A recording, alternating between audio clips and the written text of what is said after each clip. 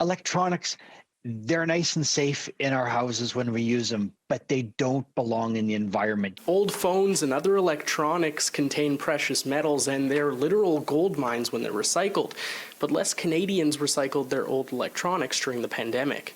We're starting to see those changes happening, and we're expecting things to catch up this summer. Dennis Neufeld at the Electronic Products Recycling Association says less people parted with their gear because it found new life during lockdown.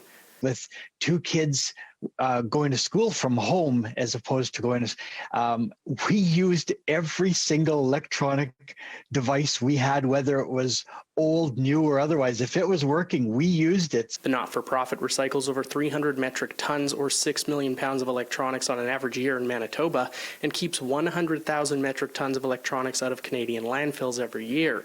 Neufeld says it's important to continue to hit that mark as precious metals like aluminum, steel, brass, copper, gold, and silver can be reclaimed and less items with lead and mercury end up in landfills. Interestingly enough, with the pandemic and all its challenges that it brought along, it was good for the recycling industry because the supply and demand went quite a bit up.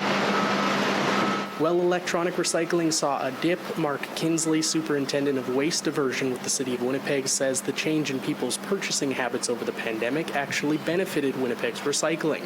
He's reminding Canadians that every municipality accepts different items, so it's important to exclude non-recyclables from your batch.